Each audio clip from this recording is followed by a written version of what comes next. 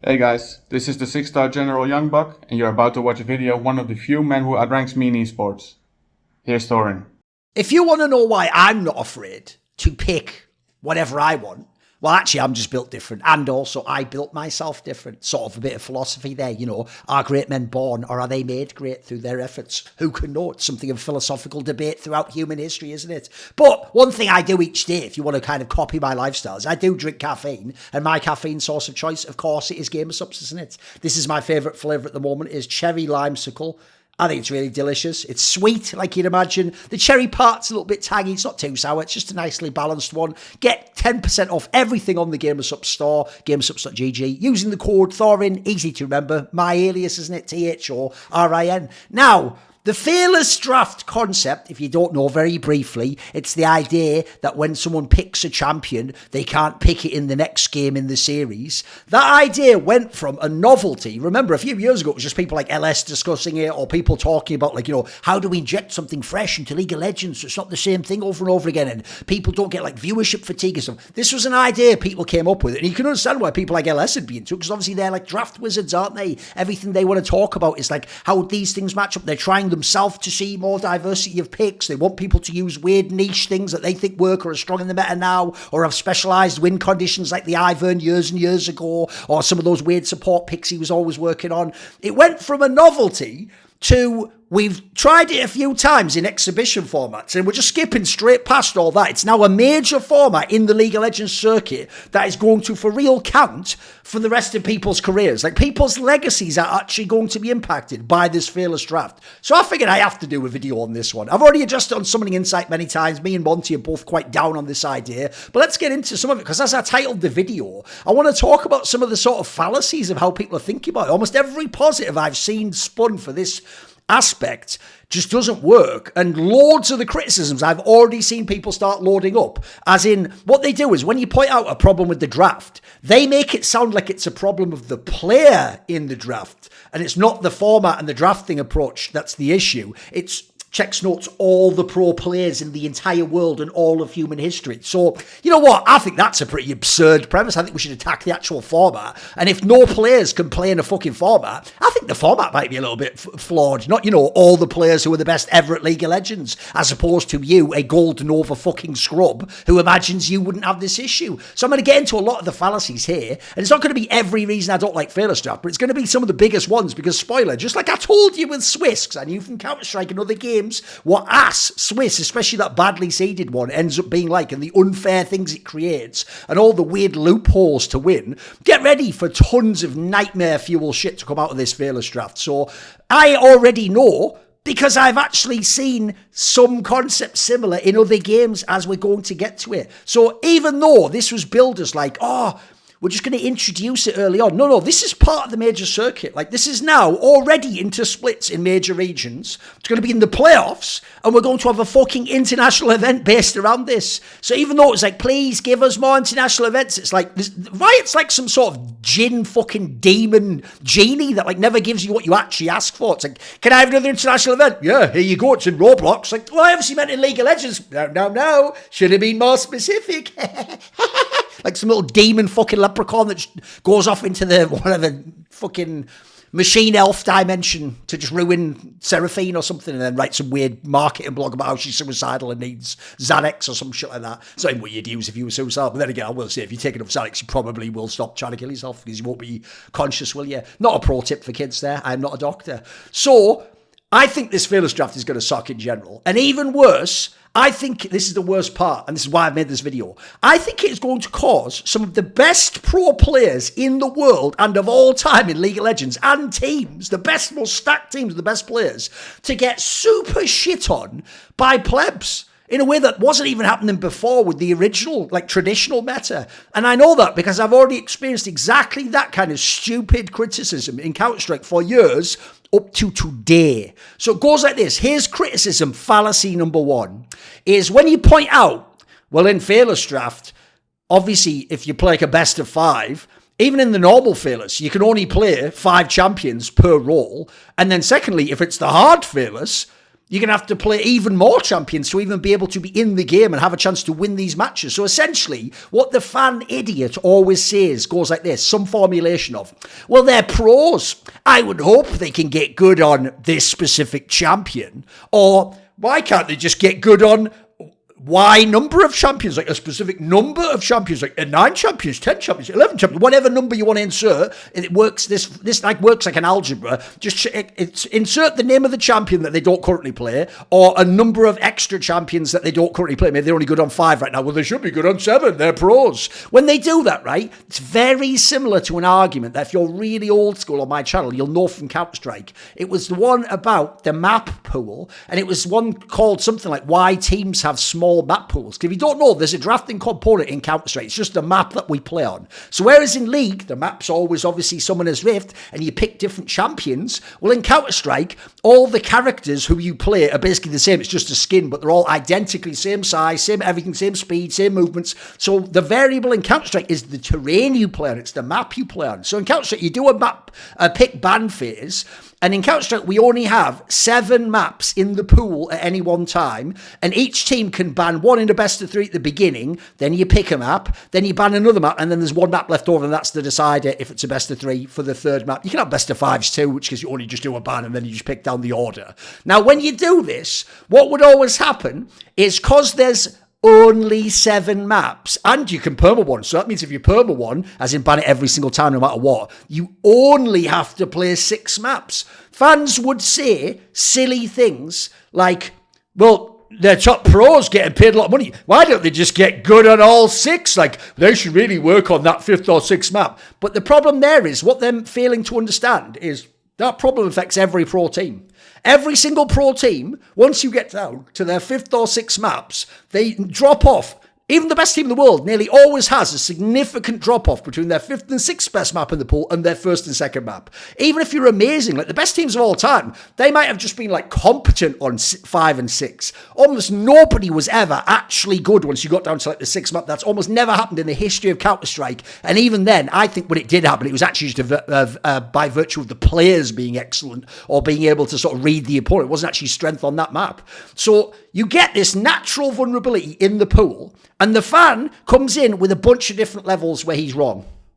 Which is, first of all, you didn't just get to choose arbitrarily your strong map. What you tend to do, if you're a pro in Counter-Strike or you're a pro in League of Legends, is you have picks that you are strong on just naturally, as in you just play the game a bunch of them just come to you easier. You just naturally seem to have an aptitude for this one, an affinity for that playing style. Basically, your best things tend to be based on your strengths and your style. The personnel aspect informs what you're good at. You don't really just sit down, having never played the game, and go, I think I'm going to be a Lee Sin jungle gank god in League of Legends. Well, you have to play jungle a bit. You have to play those shots. You have to see, do you even have the mechanics to pull off Lee Sin? Do you even have the eye for the angles? Do you understand how to rotate on the map? When to be aggressive? Exactly. There's so many more factors. So already there's the fact that like your best maps are based on your strengths. Then you have a limited amount of practice time. This is one of the key concepts people are missing here. They're talking like you have access to a fucking Dragon Ball Z hyperbolic time chamber, and you can just choose how much practice to put into each champion and each map in this analogy. So essentially what you implied is like, why not just do 15 hours on the map you are bad on? Well, I hope the finite component immediately suggests to you what the issue is there. You have a limited amount of time. So first of all, you don't have much time left over to work on your 5th and 6th best maps. They are your 5th and 6th priority in the map pool. So then there's also the fact that if you do work on those maps, it is naturally going to take away from your time to work on your strong maps, which means that now your strong maps aren't as strong or aren't the absolute best in the world. When teams do in Counter-Strike have the best map pools, it's nearly always based on having either the best players, an elite player can steal your map, or beat out a specific matchup on a map that makes it look favoured to your team, even though the rest of the team doesn't play the map well. If you want an old school example, I'd say go back to 2015, look at Fnatic. I think just Olaf Meister's player outside on T, the area called Olaf, basically revolutionised that map. They weren't even that good. VP and Na'Vi were way better than them on that map. But I tell you what, they looked fucking good when that guy was rolling on it though. Then you consider this. When you have times where, this is the most important concept in this whole video, I want people to understand it. Your problem is when you're saying, I would hope they can play that. I would hope they can get good on that. What the fuck do you mean by get good or play it? Because it sounds like you're making the classic noob's mistake of thinking you're playing the same game that a professional player's playing. You aren't. You know why? You don't play at the professional level. You don't have the pressure, and you don't play the best players in the world. The last one's the killer. The last one is what kills that argument dead, which is you might be able to play a solo queue game or a low-level competitive game and be able to pick and pilot a bunch of champions. You might be able to play stuff you barely play. You might be good enough to make a matchup work in solo queue at gold or diamond or platinum or whatever. The point is, though, when you're talking about the best teams in a region or the world, think about it. You're not actually saying you are able to play. You mean you are able to play it against the best players and teams in your region or the entire world of League of Legends. That means, by the way, if we're talking about a top LPL team, you might not even just be saying, I would hope this professional player making millions would be able to play Lee Sin. What you mean is play Lee Sin against literally everyone in the entire world. Like, what? That's a massive expectation. You know what? Crazy idea. I wouldn't expect most players, even the best in the world, to be able to play like 10 champions at like a top 10 level in the entire world. I mean, there's only a finite amount of people could do that by definition. That's an absurd ask. But we're just throwing that out there. Like, you being able to pilot Thresh in a fucking solo queue game is the same as Mako like, picking Thresh into fucking T1 or something. Like, it's fucking bonkers. So then let's get into that aspect. How about the specific champion? Right, well, first of all, in League of Legends, on some level, it's even worse than the CS example of the map pool. Because at least there is only the 7 maps, and you are watching other teams play that map, and sometimes playing that other map in Pugs and Scrims stuff. What makes it worse in League is there's so many champions. So we're talking about being good on a specific champion. Right? First of all, the kits can be entirely different in League of Legends. Think about radically different kits, like fucking Echo's kit, where you have all the time aspects where you're going backwards, versus like, I don't know, fucking Garen, where you're just spinning and it's just all really obvious, predictable shit you're doing. It's about whether you got like the speed on them, etc. Or then you could go to like a fucking Rexar where you can tunnel under terrain, or you could have like fucking Zoe where it looks like you have like 7 flashes and you just teleporting all around the map. Like, fucking hell, like, I'm just supposed to be good at everything. That's like being good at like 5 different games. I always say some of the really unique champions in League of Legends are like a mini game of their own. I always tell people I'm a massive fan of the champion Pyke, right? Well, when I don't play League of Legends, I play Pyke any role because I'd say so, because the things you can do on that champion are so utterly unique that if you rewire your brain to be a Pyke brain, people have done this in the past with Zillion or with fucking even shitter champions like Katarina or Brand or whatever, or obviously the classic ones are fucking Teemo or Shaco. You can get wins off when you have no business doing it. It's not even right for that role because you've just tunneled and specialised on that bizarre kit. Well, in the same way as a Bozo in any level can just one-trick that champion and get way more out of it than sometimes pros, how do you expect pros to do that and maintain all the rest of their meta play? And now in the Fearless draft, prep like 7-8 things deep in case things get taken away from them by themselves fucking up the comp early in the series, or the opponent playing that thing, so now you've got to play even more things. So you think about it, right? Some players, like I said about maps earlier, they clearly have styles.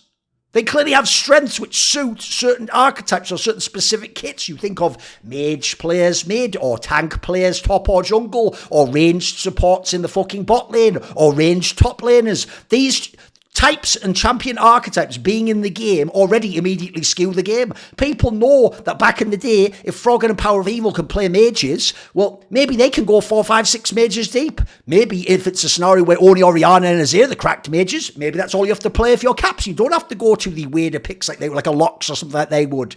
So it's not simply a matter of time invested because of the initial condition that certain champions you're going to be good at earlier with less practice needed. Then you're going to work on those ones to shore up your strengths, and then you're going to start working on the ones you're bad at. Guess what? The ones you're bad at, you're going to need to work on even more, and the more you work on those, the more time you take away from shoring up your strengths or pushing your strengths to an even higher level. And the problem is, your strengths are what made you get your fucking salary. It keeps you in the team, gives you a baseline level, makes you relevant in the game, so you're gambling against that if you go to work on your weaknesses. Then how about this angle? The comp angle and this Fearless draft angle is going to make this practicing champions have a champion fucking ridiculous. Because think about this. What if you are good on a champion in solo queue and in past teams, but the team you play in now either doesn't use, maybe they don't rate the champion or others don't know how to play with it in your team. They just don't use that champion enough in comps, in scrims, that you actually get enough valuable real scrim time, a competitive style match. You're just only playing it in solo queue. So you're playing it with no comms or with bozos or people who aren't even pros on your team. Good luck taking that and then just going into like the semi-finals of a Fearless Draft competition and playing it in a comp you've never fully played because one of your comp champions couldn't be played in game 3 or whatever because of the Fearless Draft, and the opponent took away another pick you were going to have and you didn't even get to play it because it's hard Fearless Draft in the LCK and LPL, and they've already taken that away game 1. So now you're just playing some scuffed comp with a champion you're good on, but your team barely ever gets some. You see what I mean? Even your practice in solo queue isn't going to help you in that scenario. So what, now we're going to go, well, hold up, your team's making loads of money, so now you just create a 29-hour day and practice extra hours on those comps. There's a finite amount, and by the way, with the amount of fucking champions in League of Legends, the fact they're doing Fearless Draft, but not even doing like MTG style, like, but only with these 40 champions, it means you end up in some nightmare world where you might actually comp-wise have to have, think about how many permutations, like a theoretical 70 comps you can play. I'm not even trolling right now, because you have to have, like, let's say like 5 to 10 normal ones, and then you have to have all the substitutions for what if champion A has been taken out, what if champion B's still on the board though, and then that's stronger in the individual matchup, so do I make the comp stronger, or do I actually make the lane stronger? Oh my god, it's going to be a fucking nightmare. And then how about lane matchups, by the way, as well? How many times are you going to pick in with scuffed lane matchup just to make the comp work, or vice versa, take the stronger lane matchup to fuck the whole comp? It's going to be really, really bad for that sort of thing, by the way. Then, I mean, an obvious example I could give you, by the way, is people play a bazillion champions in solo queue, even pros, that they wouldn't play in a real game. There's actually pros that you think can't play a champion. I watch them play in solo queue. They're fucking sick on those champions. They just, for some reason, can't do it either at a pro level with pressure, or they can't do it in a competitive real comp with certain win conditions where they can't play selfishly like a solo queue game and say, I'm just going to do what I'm going to do and get my, like, for example, there's certain jungle champions people can't play because in a real game, they're going to get called to a lane or they're not going to get to finish the item. In solo queue, there's no comms and they can just say, fuck it, I'm finishing my fucking path, mate. You can fend for yourself in that lane. They don't have to get screamed at by that guy in a fucking VOD review later, do they? Then how about this angle? If you're not world class on your main picks, your meta picks, the ones that have made you a relevant player now and got you into this team, well, you better put in time even on those. I know that's already your strength. You can't go, keep that there. Here's what I made earlier, though. I'm going to practice this. No. If you practice the other thing, you're now taking away from your ability to improve or maintain those champions. Well, that's going to get you fired, mate, if you only go to weird fringe edges of the pool and you're not strong enough to guarantee wins on your meta picks. Then how about this? Maybe you're good enough to play in solo queue, in scrims, against low-level opponents, but again, you can't play those champions against the best players in your region or the world. By the way, maybe it'd make it easier to see the fallacy if we just used fucking names instead of saying like vague, like to play the champion. If instead of someone going, so you mean this LCS top laner can't even play Fiora? Thinking to themselves, because I play Fiora in solo queue. No, what you mean to say is that top LCS player can't play Fiora into Bin, the Shy, 369, Zeus, and he can't do it in a comp that his team can play around Fiora against Bin, 369. Do you see how totally different? One of them seems like, well, why can't he play that? The other one seems like, holy fuck, how could anyone play that against them? Yeah, that is almost impossible. What an incredibly hard task. And yeah, surprisingly, being pro and having a lot of money, by the way, they're also pro, those people you're trying to play against and be as good at. Secondly, they even make more money than you. So I don't know what the big... Like, essentially, what you're saying is, look at the size of the bag of money on your table, though. That should make you able to beat Bin. It's like, 1, he's better than me. 2, he has better practice than me. 3, he has a better team than me. And 4, he has a bigger bag of money on his table. And by the way, I'm going to get this later. I don't even think money's a motivating factor, but it's a stupid fucking angle, isn't it? So that's why you've had all these times where people say you can't play champions.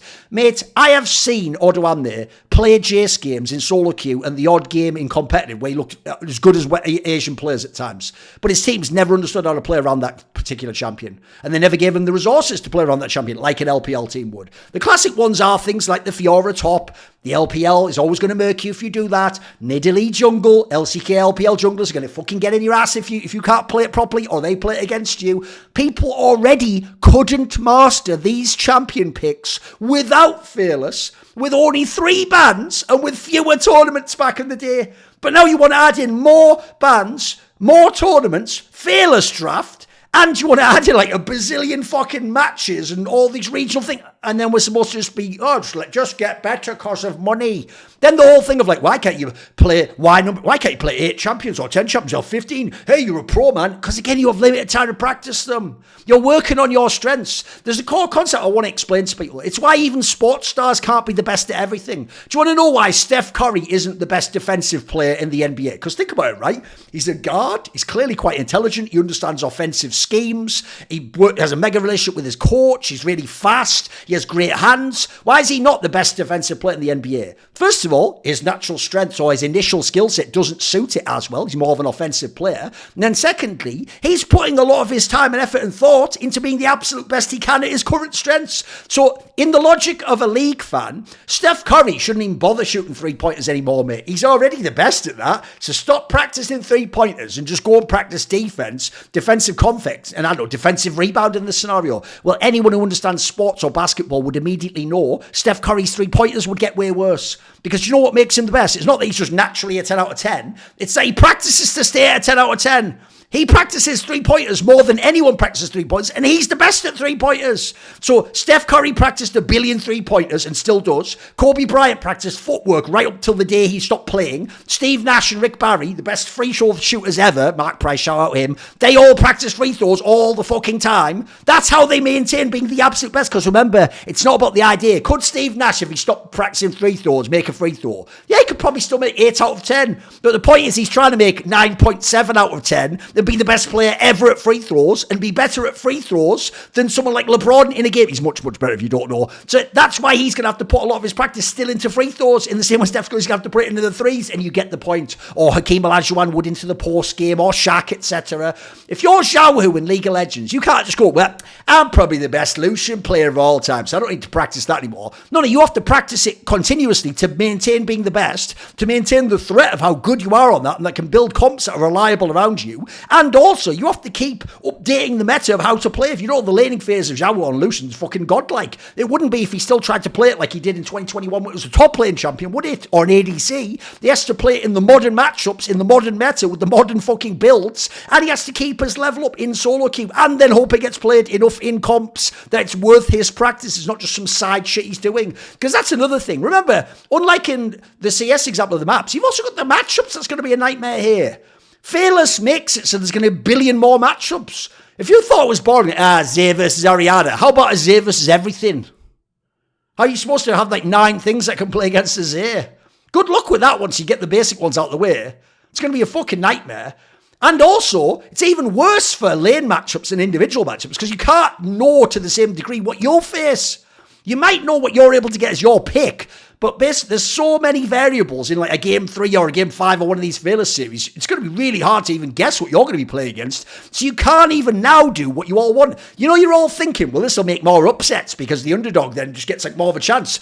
It was actually also, you could logically say, that a case that there's a very counterintuitive concept of all drafting that people miss in both Counter-Strike and League of Legends. It goes like this.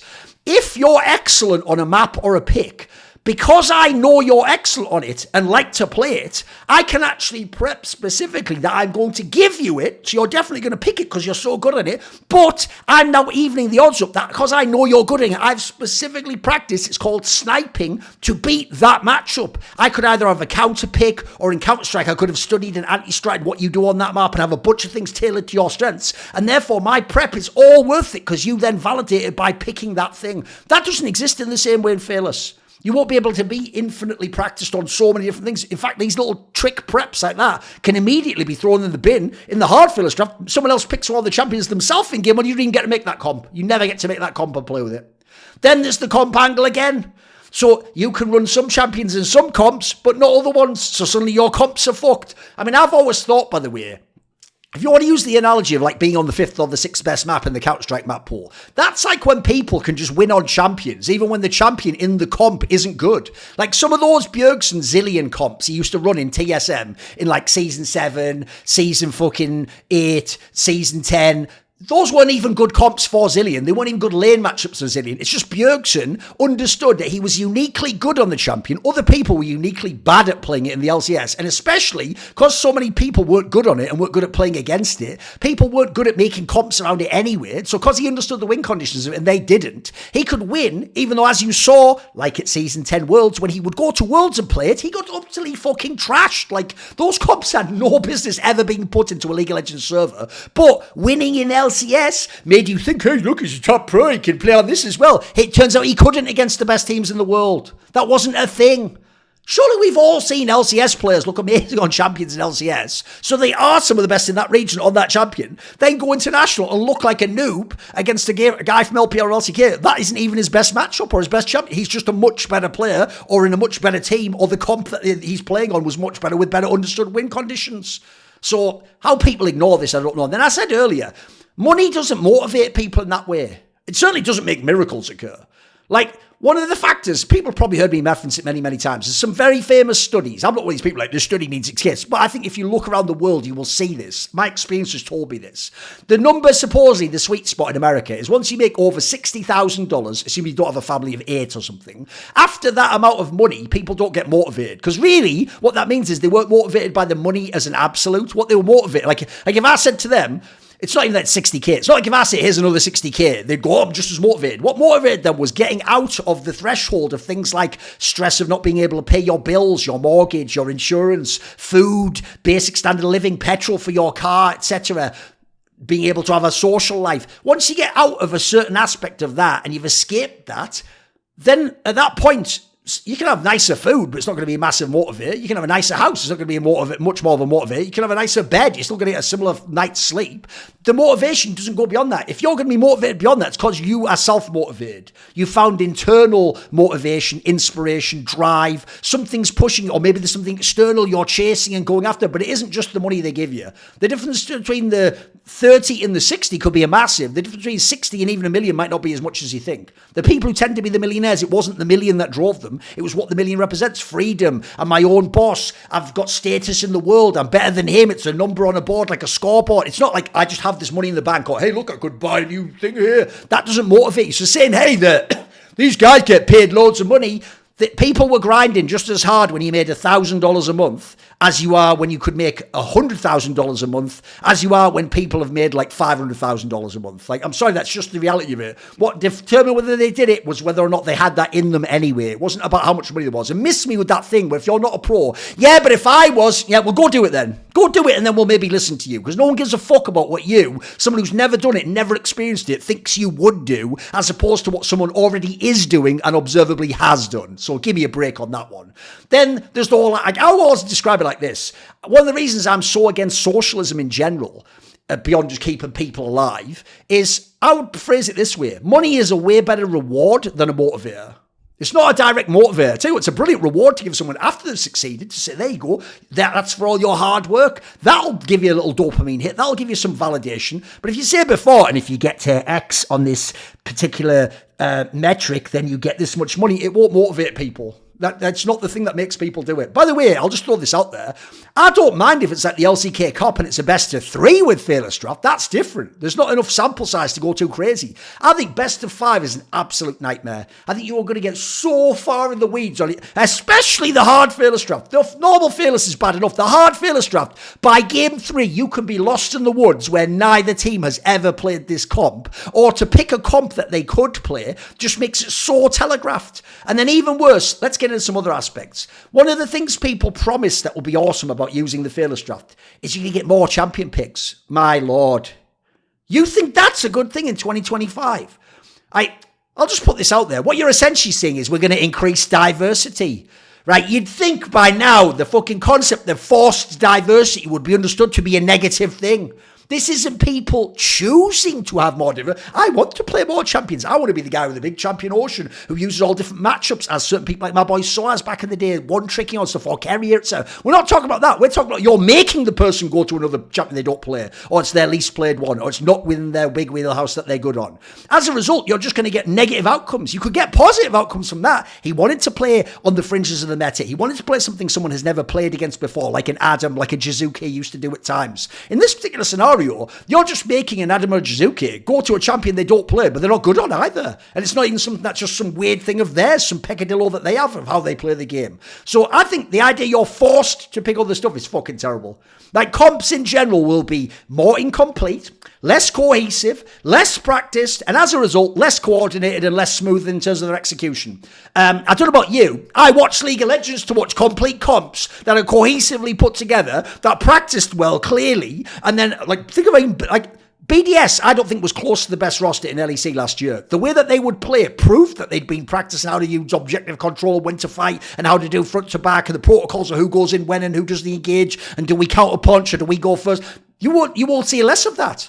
You will see less coordinated, smooth comps played out. Think of all those brilliant T1 pick comps. Think of last 2 years of T1 pick comps, some of the best pick comps ever. It's why people like Monty love that aspect of the game. Imagine you just don't get to see those comps. They're just a worse comp. They're more incomplete comp. They're not as practiced on that comp. They can't pull the comp off to the same degree. That's going to be a much worse game. How about those amazing team fighting comps JDG used to make in 2023? Yeah, now they're all slightly flawed. And now they don't all quite work. And now they don't all make the same way. And I've never played these same exact comps in enough games. You don't know, they used to opt into a lot of the same comps, so they were amazingly well versed on them, and especially with each other and in pro player. Think about other ones. How about unique approaches to the game? Rocks Tigers 2016. KT Rolster B / Bullets 2013. There's unique comps where you could rush the Baron and do all sorts of weird cross-map play, etc. How about Dylan Falco? Dylan Falco was an actual fucking draft master in the West. He was unbelievable. It wasn't like he was doing the angle that like Reaper would do. It's like surprising you with something you don't expect, or trying to encourage his players to. He would do stuff where he knows what's possible. So early on, he baits you into another pick that ruins your order, or takes away a stronger pick at the end of the comp, and then he's going to take it. And those concepts, now everyone's going to be doing that. And in fact, they're going to be somewhat forced to do that. It's actually going to scoff how good people are at drafting in that sense. There's also going to be just 1 billion extra factors you can't possibly account for and why they did or didn't play that champion, right? And then even specific synergies are now going to die away because you won't get those two players on those two champions at the same time. In fact, as I'll get into, you can even very cynically draft fucked up drafts yourself in this series to ensure these synergies can't ever happen. So just think about T1 itself. Right, the 4 players remaining in T1 from the World Championships had some very famous 2-man synergies based on specific champion picks, Owner and Faker. Zabatine always goes out of his way to point out how good they were playing off each other. Guma and Keria weren't even just a normal bot lane. Like, Keria's picks opened up Guma's game massively, and especially the 2v2, and that would give them like kill lanes other people couldn't even play. But at the same time, Keria can't just pick just the best meta champions, because what if the meta champion is Braum or something like that? That makes him not as good and not able to do carrier things. So then suddenly Gumayushi's just a good ADC, not an ADC playing with the most unique support player possible, and all these amazing 2v2 lanes you have to account for and gank all the time. So you think about some of the best synergies in the game. Even if you're a T1 fan, this is bad. This is worse. It's actually worse for you. And then Monty pointed out already, but especially the hardcore fearless draft. The worst thing about this is that you can actually just ruin the draft for everyone and make the game worse for the players, the teams, and the spectators. You can have a war of attrition where your whole aim is, right, I'm playing a much better team, but only on their best picks. So I'll tell you what, in game 1 and game 2, I'm going to pick a bunch of wacky drafts where I'm mainly just picking stuff so that you can't have it for the rest of the series. You don't ever get to play it. I'm even going to pick things that aren't that great for my team. We're going to make it a really scuffed game where neither comp's good. It just ruins all your strongest comps, and these mean that these are the linchpin pieces that you can't replace. Like, that's the champion where there isn't 7 versions of that kit, so you can't just pick another one to drown out your comp. By me picking it here in game 2 and just forcing it to sort of work in a lane or for a jungler or something, now no one can pick that in the series. Now we're just making practice worse. We're just making the games worse. We're making the actual product fucking worse. People's legacies are worse. These aren't the things we want to see. This isn't like Magic the Gathering where it's, he built his whole comp, so that his whole deck, so that it could like take out specific power cards of yours. Like, that works in those games. And by the way, those games work on limited sets and new seasons and stuff. League is you just have all the cards ever in this analogy. So this would just ruin so much. Then lastly, I'm just going to say this. I want to give people some food for thought. One of the worst things I've always thought about modern day esports games is the ban component. Because I've always thought, one of the best things about sports is seeing people who are the best at stuff they're the best at. Like, I'll give you the analogy. In football, I think the best header of the ball ever is probably Ronaldo. CR7, right? Imagine if you had a veto in football, and every time you play Ronaldo's team, you can just veto headers. So all of a sudden, in terms of heading, him and Messi are equal now because Ronaldo can't header anymore. That was the strength he had over small Messi, that he could go way higher up like that famous one for Juventus and score unbelievable headers. I want to see Ronaldo score headers. That's one of the reasons I watch him play football. So you go across the game. I've always thought the thing in esports that's whack is that actually, they're the best on that map. Well, we wouldn't want to see them play that then, would we? He's too godlike on that champion. Don't worry, I banned it. You'll never see him play that champion. What the fuck? I don't know about you. When I watched this last Worlds, I never looked around and went, it's a real negative. This bin guy's just picking Jax all the time. I was like, he might be the best Jax ever. Load it up. Let's see what anyone can do against him. And he was even forcing it in the picks that shouldn't even happen. That wouldn't even be a thing. In Fearless, by the way, he'd be able to play it once in the series, or even worse, in Monty's analogy, you would just pick it first, so he never plays it in the series. I don't really want to watch. Which would I rather watch? You figure out how to deal with Bin's Jax, or Bin never play Jax. You play one scuffed game of Jax, and then me watch Bin by game 5 play like his 7th or 8th best top lane champion. Can you see how this is worse for everyone? It just fucking sucks. So I'm just going to say something edgy. I actually think if I have to choose a totally radically different draft format than traditional league, I even told people years ago to make 5 bands like Dota. No, you all knew best. And if there was 5 bands, we'll waste all 5 bands on the same champion. Never happened in the traditional mode. By the way, it probably will happen in Fearless Draft a few times. You can even do the Troll OGN Dark / comp, where if you remember that one where that Team Dark did all good jungle picks to do a tribute to Cloud Templar. What if I was playing a way better team than me? So all I do is on game 1 of a BO5, I just pick 5 best, pick like jungle champions. I just pick 5 insane jungle champions. I lose game 1, but now my jungler was my weak point. Your jungler was Canyon or something. Right, well, enjoy Canyon playing the next 4 games on like your 8th, 9th, 10th, 11th. You know what I mean? That'd be ridiculous. That'd be absolutely stupid as fuck. So I'll just say this. If I have to pick a different draft, I'm saying this. I'm taking 0 ban. I'd rather see a format where there are no bans and everyone knows we can all pick whatever we want.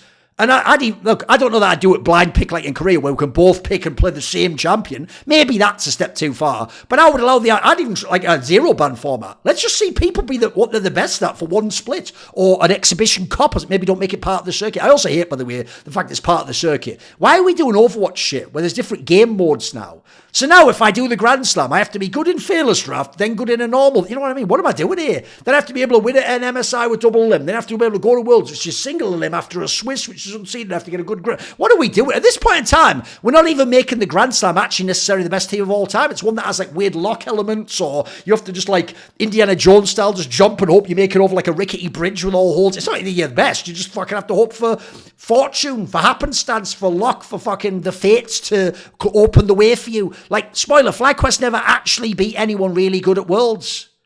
Oh, they almost did, but they did they?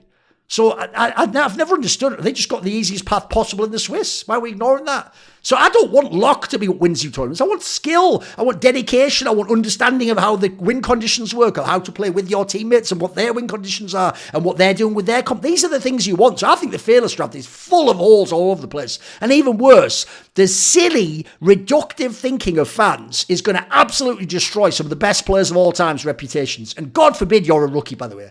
Imagine being a rookie coming into the game, hundreds of champions, and you started playing a couple of years ago. Like, I'll give you the obvious example. Didn't you enjoy, I did, when Jojo Pion came in to Evil Geniuses for 2022? They'd already integrated Danny and done that style where they brought him into the game slowly. They applied the same method to Jojo Pion. And what they basically did is just let him pick his best champions, the victors, etc. of the world, and just try a style where they just let him just basically isolate to lane, and then they guide him with Inspired around the map after that. Imagine instead a world where you come in, what the hell would you have done if you were Jojo? A guy came from Fortnite a year or two earlier, didn't even know things like Gangplank, Barrels, Crit. Imagine coming into League now as some skilled player with crazy hands, really good drive for the game. You're not playing with some mega Zhao Hu inspired Yanko, some mega like shot caller leader type figure. No, you're coming in with just normal teammates. Maybe they're inexperienced too, and you haven't played all 100 and X champions, especially not in fucking pro games. What an insane disadvantage, and what a stupid disadvantage to have, where you're just expected to just know infinity champions that might just be pulled out of nowhere. Or if you don't, you massively bottleneck your team and make it so they can't get past a certain point because you don't play 9 champions in a very specific way. So I don't get what people are saying about this. If I'm proven wrong, great. Spoiler, I've already seen this sort of thing play out. I know I'm not going to be. One thing I will say, though, that I think might affect the meta of League is, if I had to guess, I actually think this won't make Western teams win more often or go deeper in international tournaments. I don't think that will be the point. I actually think Western teams will be the ones that will struggle more. I think the Asian players are better players, practice the game more, have more practice time, will scrim way more, have longer scrim blocks and more matches and play a better team. I actually think the big difference will be this. I predict this will balance out the LCK and LPL way more. I think now this could actually make the LPL I always thought it was the best region in terms of elite teams. I think this could make it the best region. I think that's a region way more likely to be able to play loads of crazy picks. The LCK is way more about formulaic iteration upon the same basic concepts built out slowly, and they like the same picks and comps over and over again. So I think this will actually potentially skew things towards the LPL, whether you think that's good or not. But I actually don't think it will make Westerners have the upset potential people hope. They say no man is an island. We all need people who've got our back, and supporting me and the content on my channel are the following people: Matt, Pugnatio, Rajcula, The Concept, Animosity, Banediesel, Ben Glass, Jasun, Jensen Goh, Tosh, Torin, and you know it, always a special thanks goes up to my main man, Jerky's Minion. Do you want to ask a question for my video AMA? Do you want to take part in one of those lengthy discussions where I talk about whatever topics are on your mind? Do you want teasers, find out who the upcoming guests are, or maybe even to suggest a guest or a topic for my content? If any of those perks or others catch your fancy, well, put your money where your mouth is and join the Skrilluminati today, where? In the Patreon link in the description box below.